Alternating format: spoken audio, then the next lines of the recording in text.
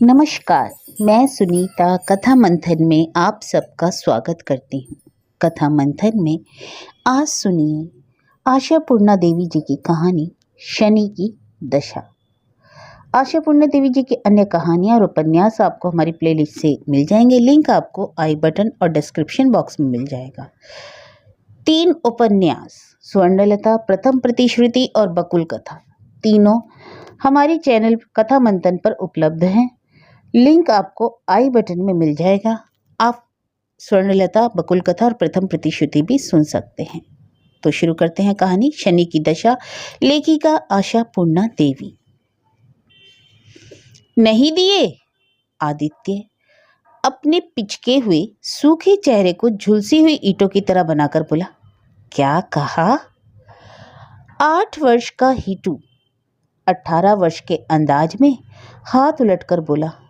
और नया क्या कहेगा? जो कहना था वही कहा। मैं फिर कभी उस गंदे बुड्ढे के पास पैसे उधार लेने नहीं जाऊंगा। बापू कहता है तू क्यों आता है, अपनी दीदी को भेज देना। हीटू की बात पूरी होने से ही पहले आदित्य जोर जोर से खांसने लगा। कुछ देर तक खांसता ही रह गया। शायद उसी खांसी के दौरान थोड़ी शक्ति संचित कर लेगा, निराधार तर्क खड़ा करने की शक्ति। वह शक्ति संचित कर नाक भों चढ़ाकर बोला, नहीं जाएगा? नहीं जाएगा तो खाएगा क्या? हीटू ने भड़क कर जवाब दिया, वारे, क्या सभी उधार लेकर ही खाते हैं? मेरे सिवा और कौन उधार मांगकर अपने बाप को पैसा ला देता है, जरा बताओ तो। बूबू, श्यामला, रंजीत, साधन, कोई भी? आदित्य ने फिर खांसना शुरू कर दिया, क्योंकि खांसी उसके पूर्ण वश में है। विभा जो कहती है गलत नहीं कहती, केवल पीछे से ही नहीं, कभी कभी तो वह सामने भी बोल पड़ती है। यह खांसी बापू का घूंघट है। शर्मनाक कुछ कर बैठने से ही बापू वह घूंघट डालकर अपनी लज्जा ढकते हैं, मगर आंधी के आगे वह घूंघट टिकेगा क्या बापू? इस तरह बेपर्दा होकर बात करने से लाचार होकर ही आदित्य को खांसी रोकनी पड़ती है। तब वह बुड़बुड़ाकर कहता है, चुप, जुबान जैसे खस्सी काटने की छुरी है। ठीक है, काट, अपने बाप को ही काट खस्सी की तरह। अभी विभा आसपास नहीं आते, खांसना जारी रखता है। आदित्य फिर अपने बेटे को झिड़क कर कहता है, अरे उन सबके बाप क्या तेरे बाप जैसे बीमार हैं, अपंग हैं? यह बात सुनते सुनते हीटू के कान पक गए, और क्यों ना पके, उठते बैठते यही तो सुनता रहता है। तभी तो इस आक्षेप से विचलित नहीं होता, पूरी तल्खी के साथ जवाब देता है, तो अगर तुम जानबूझकर बीमार रहे हो तो कोई क्या करेगा? सुनकर आदित्य की सूजी हुई लाल आंखें और भी बाहर निकल आईं। खड़ा होकर बोला, क्या कहा? क्या कहा तूने? क्या जानबूझकर बीमार हूं, अपंग हो गया हूं मैं क्या जानबूझकर? बापू की पहुंच से दूर रहकर उसी ताव के साथ हीटू बोला, और नहीं तो क्या, इतना नशा क्यों करते हो? आदित्य के गले की और माथे की नसें फूलने लगी। उसका चेहरा कठोर झामा जैसा हो गया। चिल्लाकर बोलने लगा,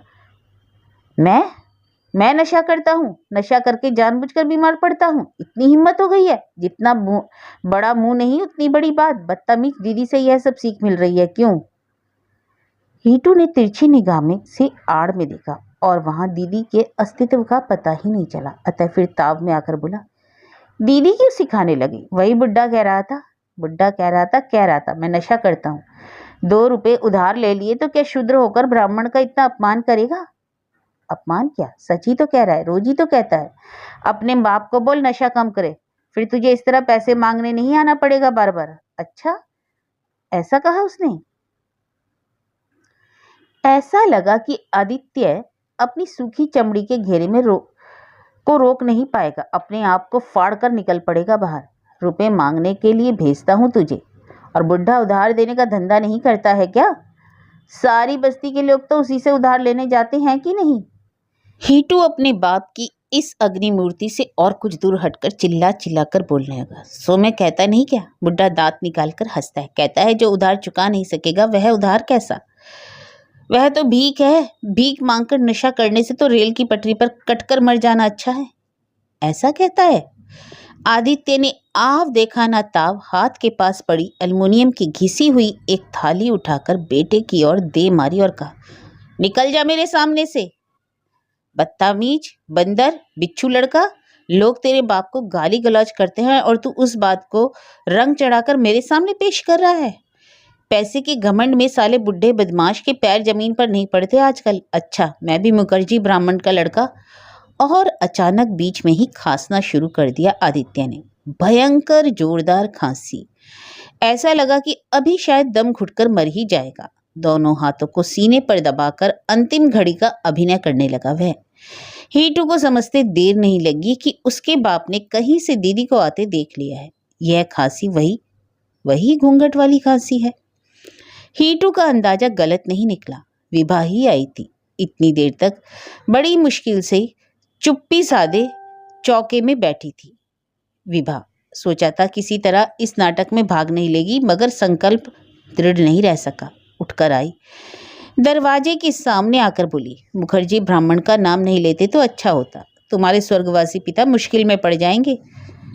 आदित्य सीने को दबाकर सिकुड़कर बैठ गया। इस तरह गला दबाकर खांसने लगा जैसे अभी सांस रुक जाएगी। अब विभा कमरे में आई, बोली, अब रुकोगे भी? आदित्य सर उठाकर टूटी आवाज में बोला, खांसी से मेरा कलेजा निकला जा रहा है और तू कहती है रुक जाऊं? कहता है मगर रुक भी जाता है। और विभा भाई की ओर देखकर तीखे कड़क स्वर में बोली, फिर मांगने गया था? वह बापू बोले तो? बापू की बात रहने दे, मैंने तुझे मना किया था कि नहीं? बोल बोल, जल्दी बोल, मना किया था कि नहीं? कहा था ना कि बापू के 100 बार कहने पर भी नहीं सुनेगा। अब हीटू बच्चों की तरह अचानक रो पड़ा। बापू बोले, तेरे पाँव पड़ता हूँ हीटू। शांत होकर ही विभा बोली, ठीक है जा उधर। हीटू दंदनाकर भागा। विभा ने क्रुद्ध होकर कहा, छी छी बापू, उस बुढ़े बनिए की तरह मैं भी कहती हूँ, इससे तो रेल से कट जाने से अधिक चैन मिलता तुम्हें। इतना नीचे गिर गए तुम, इतने हीन हो गए। आदित्य एक बार फिर खांसने की फिराक में था कि मगर बेटी की अग्नि मूर्ति देखकर हिम्मत नहीं पड़ी। कर्राते हुए बोला, तू उस नालायक पाजी की बात पर विश्वास करेगी विभू? झूठ मूठ बनाकर कहता है वह। हाँ, कह तो सकता है, बाप का जो बेटा ठहरा, मगर यह बात उसने झूठ मूठ नहीं कही। इतना कही देती हूँ बापू, अगर फिर हीटू को बुड्ढे के पास तुमने भेजा तो मैं ही रेल से कट जाऊंगी। आदित्य अचानक ठंडा पड़ गया। धीरे से बोला, अच्छा बाबा, और नहीं भेजूंगा। याद रहेगा? हाँ हाँ याद रहेगा, क्यों नहीं याद रहेगा? क्यों? यह तुम्हें अच्छी तरह पता है ना, मगर याद रखना, यह मेरी अंतिम चेतावनी है। विभा के सारे शरीर में घृणा फैल गई। विभा जा ही रही थी कि आदित्य जल्दी ही से रोनी सी आवाज में बोला, सुबह से जो पेट में चूहा कूद रहा है उसके बारे में सोचा है एक बार भी? विभा के चेहरे पर एक व्यंग भरी मुस्कान छा गई। बोली, ये सब बातें पुरानी पड़ गई हैं। जो हो रहा है अकेले तुम्हारे साथ नहीं है। हीटू के बारे में भी सोचा है तुमने? अरे सोचा नहीं। आदित्य अचानक उत्तेजित हो गया। तुझे लगता है यह मैं सोचता नहीं? सोचा तभी तो इज्जत भुलाकर बुड्ढे के पास भेजा था। उसके चेहरे की ओर देखा नहीं जा रहा, तभी तो। अपने हाथों को उलटकर आंखें रगड़कर वह बोलने लगा, 2 साल का छोड़कर उसकी माँ चल बसी। हाँ, वह भी तो ठीक है। विभा अपनी उस तीखी बुरी जैसी भाषा में बोली, तब से तुम एक ही साथ माँ बाप दोनों बनकर बेटे को पाल रहे हो। याद नहीं था? याद आ गया, मगर बापू नहीं। रहने दो, तुमसे कहना या दीवार से कहना बात एक ही है। आदमी कहलाने के लायक नहीं रहे तुम। आदित्य चीख कर बोला, हाँ हाँ कह ले जितना कह सकती है, मगर अधिक दिन तक कहना नहीं पड़ेगा। यह पिंजरा अब खाली ही होने वाला है। विभा तो आदित्य की बेटी है, कोई सौतेला नहीं, सगा बाप है। फिर भी विभा के मन में इतनी घृणा, इतना आक्रोश है। विभा अपने बाप को कुत्ते बिल्ली से भी गिरा हुआ समझती है। उसकी देखा देखी हीटू भी बाप की अवहेलना करना सीख गया, उससे घृणा करना सीख गया। 2 नहीं, कमरा एक ही है, पर पार्टीशन देकर 2 बना लिए गए। विभा ने उस दूसरे कमरे में जाकर देखा, हीटू मुंह फुलाकर बैठा है। बड़ी दया आई। बेचारे ने सुबह से कुछ नहीं खाया। फिर भी दया माया को लोहे की अलमारी में बंद कर कठोर स्वर में बोली, बुढ़ा क्या बोल रहा था रे? हीटू सर उठाकर रोनी सी आवाज में बोला, कहा ना बापू को नशा करने से मना कर रहा था। हाँ, वह तो सुन चुकी हूँ, और क्या कहा? दीदी के जिरह के सामने खड़ा होने का अनुभव है उसे, इसलिए बिना समय नष्ट किए बोला, रोज तो कहता है कि तू बच्चा है, रोज पैसे लेने क्यों आता है? दीदी को भेज देना, हाल पता करूंगा। तुम जाओगी तो जरूर दे देगा दीदी। हीटू के स्वर में आवेदन था। पेट में चूहे जो कूद रहे थे। दीदी के जाते ही वह विनोद घोषाल 10 क्या 20 दे देगा। वह 8 साल का लड़का पता नहीं कैसे यह बात समझ गया है।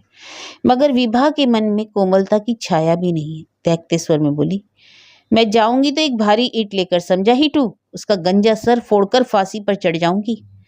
हीटू सिहर कर चुप हो गया। विभा फिर बोली, आज तुझे साफ साफ बता देती हूँ हीटू, हम 3 लोग अगर बिना खाए मर भी जाएं तो किसी से पैसे उधार नहीं लेने जाएगा तू।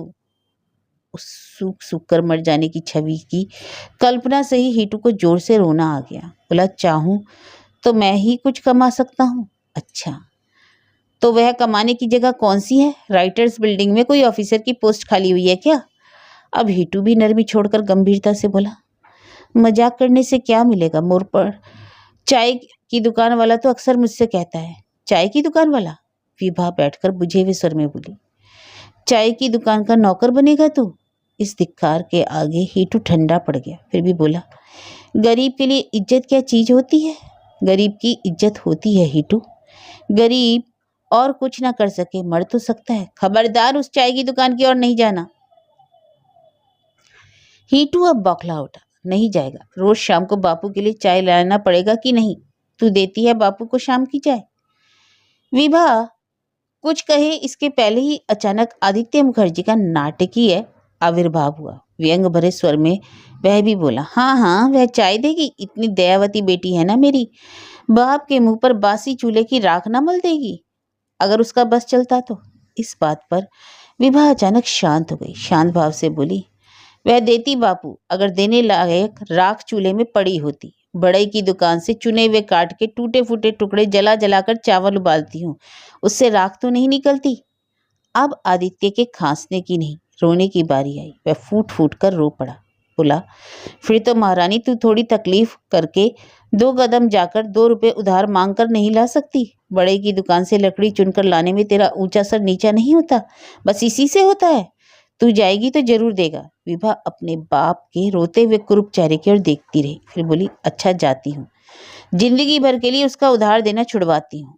रंग लगे आंचल सिली हुई साड़ी को ही झाड़कर सीधा कर लिया उसने और पीठ पर आंचल खींचकर कठोर भाव से बाहर निकल गई। मगर घोषाल के घर की गली के सामने ही रुकना पड़ा विभा को। सामने ही खड़ा था शरद। उसे देखकर रुक गया और बोला, विभू, विभू तुम यहाँ? विभा ने उसकी ओर देखा। चमकदार, शानदार, दिव्य कांति सुदीर्घ शरद की ओर देखकर उसके जैसे दीनहीन का संकुचित होना ही स्वाभाविक था। मगर उसका सारा हिसाब ही उल्टा चलता है। अतः संकोच की जगह स्पष्ट और व्यंग भरी आवाज में उसने जवाब दिया, गरीब के लिए यहाँ वहां क्या, बल्कि सोच रही हूँ आप अचानक गाड़ी से उतरकर धरती पर कैसे? शरद व्यस्त होकर बोला, मैं तुम्हारे घर ही जा रहा था। हमारे घर? आश्चर्य की बात है। शरद ने व्यंग पर ध्यान नहीं दिया। जल्दी से बोला, हमें इसमें आश्चर्य की क्या? तुम्हारे बापू से कुछ काम था। बापू से काम था? विभा के बर्ताव में प्रखरता आ गई। बोली, ढेर सारा उधार लेकर भागते फिर रहे होंगे। शरद अपने चेहरे के अनुकूल ही सभ्य संयमी ढंग से बोला, नहीं नहीं, छी, ऐसा क्यों सोचती हो? एक ट्रांजिस्टर ठीक करवाना है, इसलिए। प्रस्ताव कुछ अनोखा नहीं था। आदित्य मुखर्जी नामक व्यक्ति किसी जमाने में यही धंधा करके कमाता था। रेडियो मरम्मत करने की एक दुकान भी थी उसकी, छोटी सी दुकान, फिर भी कमाई अच्छी हो जाती थी क्योंकि उसके हाथ में सफाई थी। केवल रेडियो ही नहीं, घड़ी बड़ी भी मरम्मत कर लेता था हमेशा। भीड़ लगी रहती थी दुकान पर, नहाने खाने का समय नहीं मिलता था। मगर नशा ही खा गया उसे। यह बीमारी शुरू से ही थी और बीवी के मरने पर एकदम लुटा दिया अपने आप को। प्रतिदिन तबीयत ठीक न होने का बहाना कर दुकान से नागा करता रहा। वह दुकान बंद हो गई।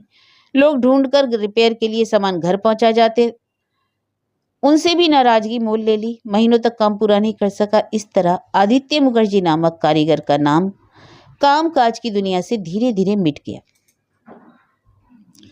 अब जिंदगी कट रही है तो बस उधार मांग मांग कर। पहले घर की सभी चीजें बेच डाली, फिर पक्के मकान से निकलकर बस्ती में आकर बस गया, पर वहां भी किराया नहीं दे पाता। ऊपर से बस्ती के मालिक से ही उधार पर उधार लिए जा रहा है। इतने दिनों बाद बड़े घर का लड़का काम लेकर आदित्य से अनुरोध करने लगा तो इसे ईश्वर की कृपा ही समझनी चाहिए। बावजूद इसके विभा नाम की आत्म सचेतन लड़की विगलित नहीं हुई। बड़े निर्विकार से बोली, बापू तो बरसों से यह काम छोड़ चुका है, पता नहीं है आपको? शरद अधीर होकर बोला, जानता हूँ, तभी तो फिर से कुछ काम धाम करने से। ओ, यह बात है। विभा के होठों पर हल्की सी हंसी आ गई। दया करने आए हो, काम के बहाने कुछ भीख दे जाएंगे? शरद सब कुछ सुनकर हैरान होकर दुखी होकर बोला, इस तरह क्यों बात करती हो विभू? हम कोई अजनबी हैं? बचपन से अपनी माँ के साथ कितनी बार हमारे यहाँ आई, कितना खेला। विभा ने एक बार फिर शरद की ओर देखा। शरद के स्वर में अपनेपन की कोई कमी नहीं, फिर भी पता नहीं क्यों उसका चमकदार चेहरा और संयमित बातचीत भी विभा को क्रोध से में भरने और तिल मिलाने से नहीं रोक पाई। क्रोध की जलन को तीखे ढंग से परिवर्तित कर विभा बोली, वह भी भीख लेने के लिए ही जाती थी। जब यह समझ में नहीं आता था तभी तो भीख लेने जाती थी। और क्या, आपकी माँ व्रत उद्यापन के लिए ब्राह्मण कन्या मानकर मेरी माँ को और कुमारी व्रत के लिए मुझे बुलाती, खिलाती, कपड़ा, भोजन और दक्षिणा देती थी। मगर हमसे अच्छा ब्राह्मण क्या उन्हें और नहीं मिलता? यह बात नहीं सोचती थी, आह दुखी गरीब है, 2 अच्छी चीजें खा सकेगी, एक कपड़ा मिल जाएगा तो सहूलियत होगी, थोड़े चावल दाल मिल जाएंगे तो 2 दिन खाना पक जाएगा। विभा निसंकोच बिना रुके अपनी बात कहती रही। निराश स्वर में शरद बोला, तुमने उन सब चीजों को इस तरह से देखा है? मैंने नहीं सोचा था विभू, माँ तो हमेशा से ही ऐसा करती आई हैं। और फिर उन दिनों तुम लोगों की हालत तो ऐसी नहीं थी, बहुत अच्छी भी नहीं थी। बापू जो कमाते थे उसका आधा तो नशे में ही उड़ा देते थे। वही तो, उसलिए तो। शरद उत्साहित होकर बोल उठा, तब तो फिर भी कुछ कमा लेते थे, अब हीटू से जो सुनता हूँ। विभा अचानक निर्लिप्त भाव छोड़कर कठोर होकर बोली, क्या सुनते हो हीटू से? शरद गंभीर हो गया, बोला, जो सुनता हूँ वह तुम भी जानती हो और मैं भी। वह खुशहाल बुड्ढा धीरे धीरे तुम लोगों की जिंदगी को निगलता जा रहा है। यह बात मुझसे छुपी नहीं है विभू। ओह, विभा ने आंखें सिकोड़ कर कहा, यह खबर जानकर मगरमच्छ के मुंह से हमें बचाने आए हैं? तो आप उस जुआरी नशेखोर आदमी को एक दिन 2-4 रुपए दान करके हमें बचाने आए हैं, क्यों शरद बाबू? शरद दुखी होकर बोला, दान नहीं, काम का दाम। मगर पहले तुम मुझे शरद कहती थी विभू। कहती थी क्या हो सकता है? मेरी समझ में नहीं आ रहा, इस तरह की बातें क्यों कर रही हो? मैं तो भला सोचकर तुम लोगों के पास आ रहा था। मुझे विश्वास है कि तुम्हारे बापू आज भी कामकाज शुरू करके घर की हालत संभाल सकते हैं। विभा धीरे से मुस्कुराकर बोली, कामकाज शुरू करने से मैं समझाऊंगा, बेकार अपना कीमती समय बर्बाद मत कीजिए शरद बाबू, लाभ नहीं होगा। बुझी हुई आग को हवा देने से फिर जलती है क्या? विभा की दार्शनिक बातें सुनकर थोड़ी देर तक शरद चुपचाप उसकी ओर देखकर बोला, देख रहा हूं तुम पहले से बहुत बातें सीख गई हो। पहले कितनी शर्मीली थी। ठीक है, तुम्हारे बापू से काम नहीं होता तो तुम क्यों नहीं कर लेती कुछ? असल में माँ ने मुझसे तुम्हारे बारे में ही कहलवाया है। अर्थात पता चलता है कि वह ममतामयी महिला आज भी इन लोगों के लिए सोचती है, मगर जिस पर शनि की दशा है उसके लिए सोचकर क्या करेगा कोई? नहीं तो माँ का नाम सुनकर भी विभा की आवाज में थोड़ी नरमी नहीं आती? अपने से बहुत ऊंचे स्तर के व्यक्ति को नीचा दिखाने में ही उसे आनंद आने लगा। तभी तो विभा ने अपना हित दिखाना, अपना भविष्य शनिग्रस्त की तरह ही बोली, मेरे लिए भी काम हाजिर? वाह, लगता है कोई देवी वरदान मिल गया। अच्छा तो काम क्या है? अमीर के घर जाकर उनकी फरमाइश पूरी करना? विभा के चेहरे की धसी हुई आंखों और गालों की उभरी हुई हड्डियों की ओर देखकर शरद स्तंभित होकर बोला, सोचा था कि केवल तुम्हारे बापू की ही मति मारी गई है, देख रहा हूं ऐसा नहीं है। हालांकि माँ ने कहा था कि उनकी उम्र बढ़ रही है, अकेली बढ़ गई है, कोई हमेशा साथ रहने से, मतलब माँ के जैसे ही। मगर इसे यदि तुम फरमाइश वाली नौकरी समझ लो, कहता हूँ, हाँ वही, कुछ करना तो होगा ना। हाँ, लगता है जरूरत आपको भी कम नहीं। ठीक ही कहती हो विभू, जरूरत मेरी भी कम नहीं। तुम लोग इस तरह डूब जाओ यह सहन नहीं कर पा रहा हूँ। ओह, तभी सोच विचार कर एक रास्ता निकाला है आपने। अच्छा, तो अमीरों के घर की आया की पगार क्या है, पार्ट टाइम या दिन भर के लिए? अब शरद नाराज हो गया और वह नाराजगी छिपाई भी नहीं उसने। क्रोधित स्वर में बोला, जब जानबूझकर और आप अपने आप को नीचा दिखा रही हो तो सुन लो, खाना पीना, रहना, पहनना और जेब खर्च, पगार 100 रुपए है, सोच कर देख लो। अच्छा, क्या शनि नामक कोई सचमुच है जो आदमी की अकल के घर में घुसकर उसका भविष्य बर्बाद कर जाता है? हाँ, होगा तो अवश्य ही, नहीं तो किस तरह विभा उस बड़े घर के बेटे के मुंह पर हंसकर कह सकती, सोचकर देखने को कुछ नहीं, मुझसे नहीं होगा, उससे काफ़ी अच्छा प्रस्ताव आया है मेरे पास। आपसे भी अधिक पैसे वाले मालिक होंगे, खाना पीना रहना और आंचल में सिंदूक की चाबी। शरद उसकी विकृत चेहरे की ओर थोड़ी देर देखकर बोला, तो बर्बादी का रास्ता चुन ही लिया तुमने। विनोद घोषाल के साथ शादी के लिए तैयार हो गई। विभा हंस पड़ी, हंसकर बोली, पहले नहीं हुई थी, अभी अभी हो गई हूँ। सोचकर मैंने देखा कि जितना भी अमीर हो, विनोद घोषाल की पत्नी को बुलाकर आया का काम ऑफर दे करने की हिम्मत तो कोई नहीं करेगा। शनि की दशा नहीं तो और क्या, नहीं तो माया ममता स्नेह सहानुभूति ऐसी अच्छी अच्छी बातों को इस तरह झाड़कर कोई फेंक देता है भला। और क्या प्रत्याशा थी उसे, क्या प्रत्याशा हो ही सकती थी उस जुआरी नशाखोर आदित्य की दुबली पतली लड़की को।